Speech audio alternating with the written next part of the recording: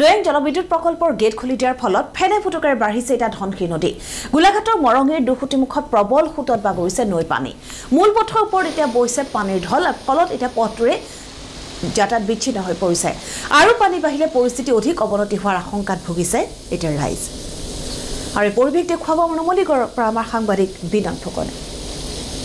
হয় এই মুহূৰ্তত মই উপস্থিত আছোঁ গোলাঘাট জিলাৰ নুমলীগড়ৰ কাষৰীয়া মৰঙীৰ দুখুটিমুখত আৰু পোনপটীয়াকৈ মই প্ৰবীণক এটা দৃশ্য দেখুৱাবৰ বাবে অনুৰোধ কৰিছোঁ ইয়াৰ যিটো দুখুটিমুখ অঞ্চল সেই দুখুটিমুখ অঞ্চলত এতিয়া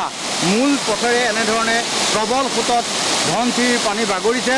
যাৰ পৰিপ্ৰেক্ষিতত এতিয়া সিটোপাৰে থকা বহু লোক আবদ্ধ হৈ পৰিছে কাৰণ যথেষ্ট পৰিমাণে আচলতে পানীৰ সোঁত আৰু অতি ভয়ংকৰ সেই সোঁত দেখা পাইছোঁ আমি পোনপটীয়াকৈ নিউজ লাইভৰ দৰ্শকক দেখুৱাইছোঁ যে কি ভয়ংকৰ সেই সোঁত আৰু যিহেতু অতি দ্ৰুতগতিত পানী বাঢ়িছে নিশ্চয় পানী এৰি দিয়াৰ পিছত এতিয়া এই বৃহৎ অঞ্চলটো ধনশিৰি নদীৰ কাষৰীয়া অঞ্চলটোৰ ৰাইজলৈ ভাবুকি আহিছে কাৰণ সিটোপাৰে যথেষ্ট সংখ্যক লোক আছে মই পোনপটীয়াকৈ সেই দৃশ্য নিউজ লাইভৰ দৰ্শকক দেখুওৱাৰ চেষ্টা কৰিছোঁ কি ধৰণে পানীৰ প্ৰবল সোঁত আৰু সমান্তৰালভাৱে আমি ইয়াৰ কিছু সংখ্যক লোক আছে তেওঁলোকৰ পৰাও জানিবৰ বাবে চেষ্টা কৰিম কি ধৰণে আচলতে তেওঁলোক বিপদত পৰিছে হঠাৎ এনেধৰণে পানী আকৌ বাঢ়ি গৈছে আপোনালোকৰ পথত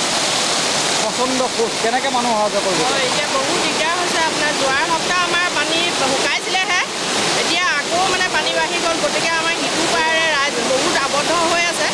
আৰু এইটো সমস্যা এতিয়াই নহয় আমাৰ প্ৰায় আজি 12 চনৰ পৰা আমাৰ এইটো সমস্যাত আমি ভুগি আছোঁ গতিকে আমি বাৰম্বাৰ প্ৰশাসনক আমি বহুত আবেদন নিবেদন কৰিছিলোঁ প্ৰশাসনক জনাইছিলোঁ কিন্তু আজিলৈকে কোনো ব্যৱস্থা ইয়াৰ এতিয়া পানীটো ফটককৈ বাঢ়ি গ'ল আপোনাৰ পানীটো মানে কালি দিনটোৰ পৰাই পানীয়ে যথেষ্ট পৰিমাণে বাঢ়ি গ'ল এতিয়া ইমানেই সোঁত মানে কোনো পধ্যে পাৰ হ'বলৈ মানে আমাৰ মানে হেৰিয়ে নাই আমি নোৱাৰোঁ এতিয়া পাৰ হ'বৰ কাৰণে গতিকে আমাৰ সিপাৰে মানে মানে গৰুবোৰৰ পশুধনো আছে বন্ধা আছে গতিকে ৰাইজো বহুত কণ ল'ৰা ছোৱালী মানে আপোনাৰ আবদ্ধ হৈ আছে মানুহ বহুতখিনি যথেষ্টখিনি মানুহ আছে